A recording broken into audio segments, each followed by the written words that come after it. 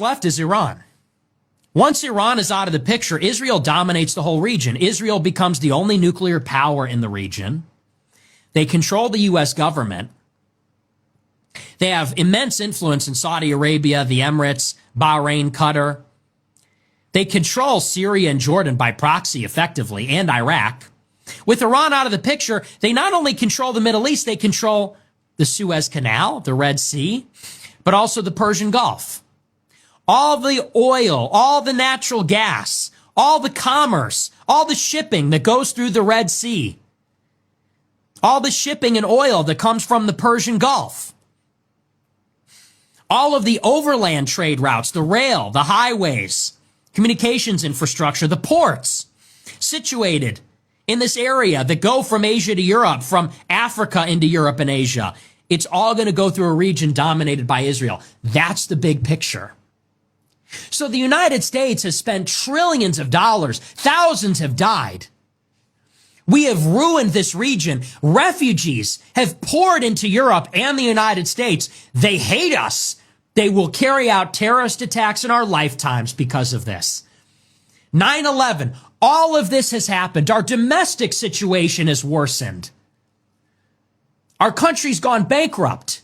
Our military has been drawn into this. We can't focus on our real competitor, which is China, so that we could basically level the region and pave the way for an Israeli empire in the Middle East. That is the big picture here.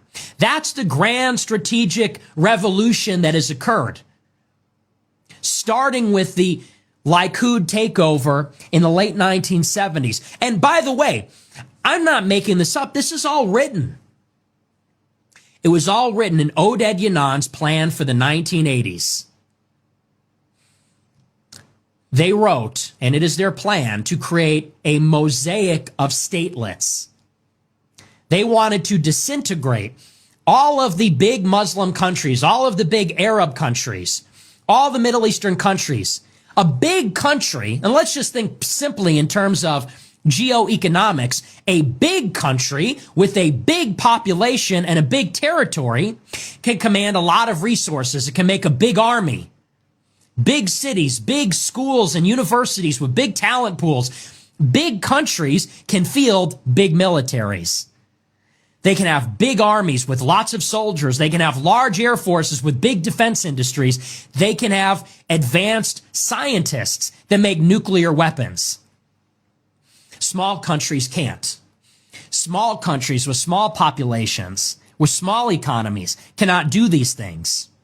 So what Israel decided to do, this is their plan in the late 70s, is we must disintegrate all the big countries into small countries. That way they can't oppose us.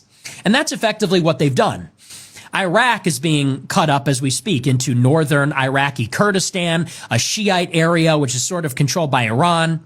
Syria is being split up into the Alawites on the west coast, the Sunnis in the rest of the country, the Druze in the south, which is being occupied by Israel. In Lebanon, they're trying to divide up the Shiites from the Christians, from the other groups that reside there. The name of the game is destabilization, dismemberment, sectarianism, division, to make the region easily dominated by Israel. That's the goal. That's why all of this is happening.